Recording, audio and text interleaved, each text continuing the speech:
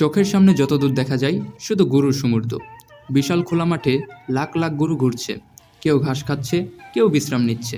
যদি আপনি বলেন এত গরু একসাথে রাখা অসম্ভব, তাহলে আপনি আধুনিক গরু পালনের রহস্য জানেন না। বাস্তবে অস্ট্রেলিয়া, ব্রাজিল, আমেরিকা এবং আর্জেন্টিনায় লাখ লাখ গরু খোলা মাঠে পালিত হয়। এর পিছনে কাজ করে নিখুঁত বিজ্ঞান, উন্নত প্রযুক্তি এবং টাকার সঠিক ব্যবহার। ধরুন অস্ট্রেলিয়ার উদাহরণ। এটি বিশ্বের তৃতীয় বৃহত্তম গরু রপ্তানিকারক দেশ। দেশের নর্দার্ন টেরিটরিতে রয়েছে বিশাল খামার, যেখানে 1 হেক্টর আয়তন বাংলাদেশের অনেক জেলার চেয়েও বড়। উদাহরণস্বরূপ অ্যানা ক্রিক স্টেশন। এই খামারটি 2400 বর্গ কিলোমিটার জায়গা জুড়ে বিস্তৃত, যেটি অনেক ছোট দেশের চেয়েও বড়। এখানে লাখ লাখ গরু মুক্তভাবে ঘুরে বেড়াচ্ছে, নিজের মতো ঘাস খাচ্ছে, পানি পান করছে এবং বিশ্রাম নিচ্ছে। আপনি হয়তো প্রশ্ন করবেন, এত বিশাল এলাকায় প্রতিটি গরু কিভাবে নজর রাখা হয়? প্রতিটি গরুর কানে থাকে জিপিএস ট্রেকিং চিপ, যার মাধ্যমে দেখা হয় তারা কোথায় আছে, স্বাস্থ্য কেমন, চলাফেরা কেমন এবং কোনো রোগের লক্ষণ আছে কিনা। কেউ অসুস্থ হলে স্বয়ংক্রিয়ভাবে অ্যালার্ট চলে যায় ম্যানেজারের কাছে। এছাড়া প্রতিদিন ড্রোন দিয়ে গরুদের উপর নজরদারি করা হয়, যা দ্রুত কোনো সমস্যা শনাক্ত করতে সাহায্য করে।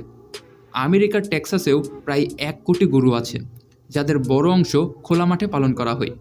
ব্রাজিলে অ্যামাজনের কিছু রেন ফরেস্ট অঞ্চল কেটে গরু পালনের জন্য খোলা মাঠ তৈরি করা হয়েছে। যদিও এই নিয়ে অনেক তর্ক বিতর্ক আছে, তবুও সেখানে প্রায় 10 লাখেরও বেশি গরু খোলা মাঠে থাকে। পুরো ব্রাজিলে আছে প্রায় 22 কোটি গরু, যা দেশের জনসংখ্যার চেয়েও বেশি। যেহেতু গরু খোলা মাঠে থাকে, তাই তাদের প্রধান খাদ্য হলো ঘাস। প্রতিদিন গরুদের মাঠে ভাগে ভাগে ছেড়ে দেওয়া হয়, যাতে আগের জায়গায় ঘাস আবার গজায়। ফলে ঘাসের ফসল হয় ভালো আর গরুগুলো সুস্থ থাকে।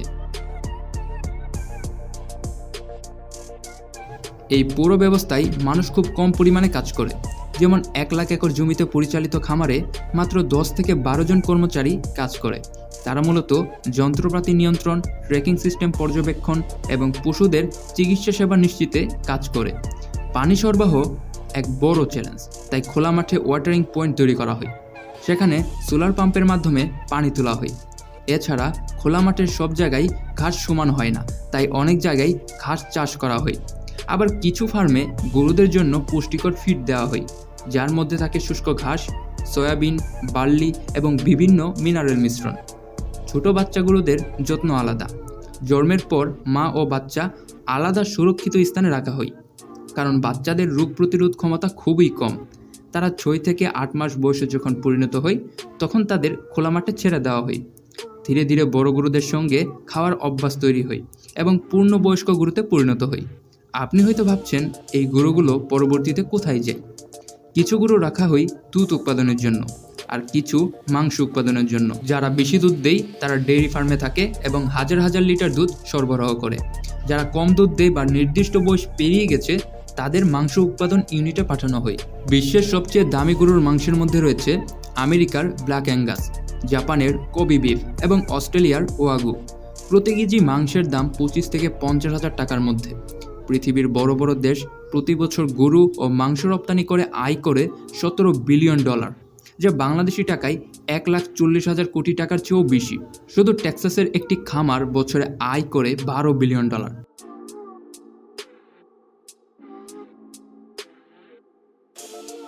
তো আজকের এই ভিডিও এ পর্যন্তই ছিল। পরবর্তী ভিডিও নিয়ে শীঘ্রই হাজির হব। সেই জন্য চ্যানেলটি সাবস্ক্রাইব করে পাশের বেল আইকনটি অন করে রাখুন।